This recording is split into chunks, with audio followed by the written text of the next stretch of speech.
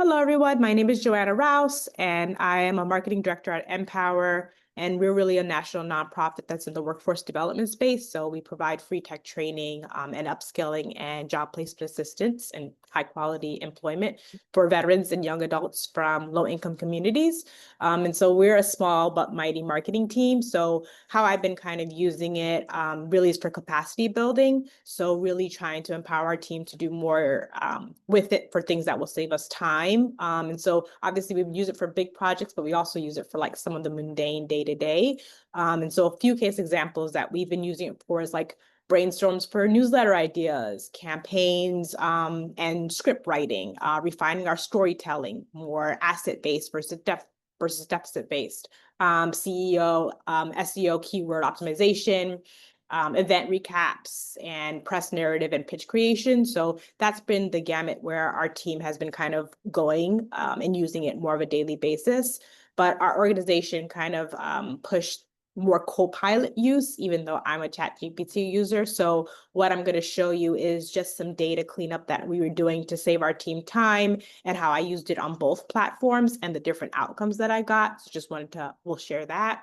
Um, and then I think it was really interesting when I did it because I was expecting, when I put the data in, I was expecting one thing, and it gave me an output, but like Natalie said, I had to kind of retweak it and refine it. So that's what I'll kind of show you as well. And so what this really is earlier in the year, as other nonprofits, we had to do some messaging refresh as advised by our legal team. And so some of the language in the word case and the words that we're using to describe our work were kind of flagged with everything that's going on in our political climate. So our legal team had advised us to relook at some of our messaging and make according tweaks and gave us approved languages to use and words.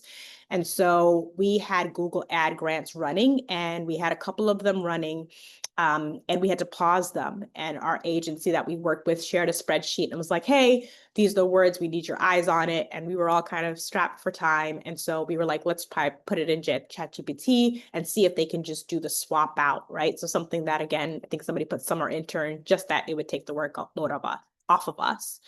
So that's what I'm going to show. I'm going to share my screen and just kind of show how I did that and kind of what came through out of it. So give me 1 second.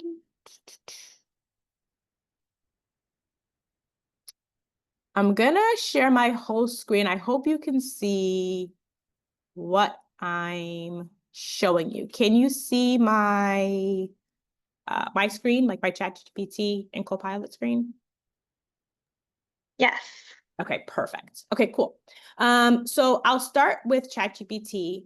So what I basically did, you can see the prompt that I had here. So after some workshops and different things, I had been leaning into trying to give it a personality. I do have the free version. I am working with the organization to try to get the paid version for our organization company wide. But what I usually use is the free version. And so I basically had a prompt. You're a nonprofit marketing director, generate replacement words for this Excel document, which is in the first tab. And that includes words and language our organization no longer uses. And then I had given it a screenshot originally of the words that I did want them to use as alternative, and then provide it back in an Excel document and to track the changes made. So when I did that, it said basically thanks, and it kind of walked me through what the plan was, what they were going to change and tweak. And they just basically outlined, hey, this is what we're doing, and then providing me with a new Excel spreadsheet.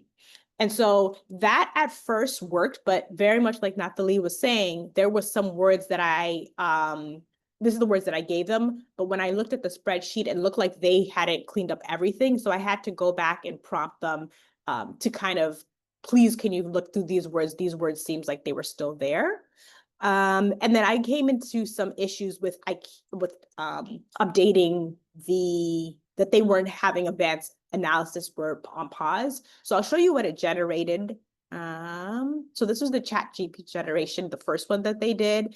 And I actually liked this a lot because it made it really easy to see. So this was the spreadsheet that I had originally sent them. And then when I asked to have them to do the change log, it basically showed the original text and what the updated text was. So I really liked that. And I thought that was a really easy format to see.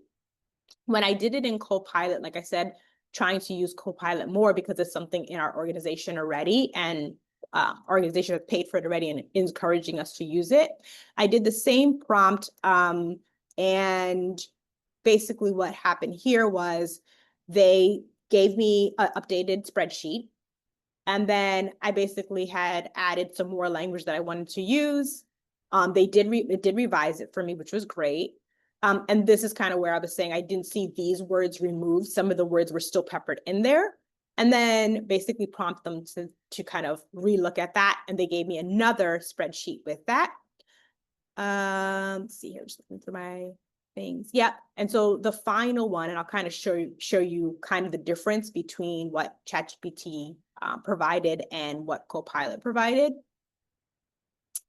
This was what Copilot kind of shared out. And again, it wasn't bad, but I could see that I had to do some more cleaning up and refining. Some of the words still weren't caught. And I think just even the way that it looked and the output, ChatGPT for me seemed a little bit more seamless and easier to read. Like it would give me the row and the column that the change was made versus when you see ChatGPT, it literally just said, this was the original text, this was updated text, which is what I wanted. One thing that Copilot did, and I think it prompted me here, it asked me later on, like, do you want to see the track changes? Do you want to see it more in graphs? And I said, yes, for sure, share that with me. And so what it did was actually provided this, which was like, what were the frequently replaced phrases? What were the impacted columns? And then just some more breakdowns. It also then, when I actually prompted for that, it did give me that Copilot, or in Copilot, it did give me that kind of original phrase and replacement.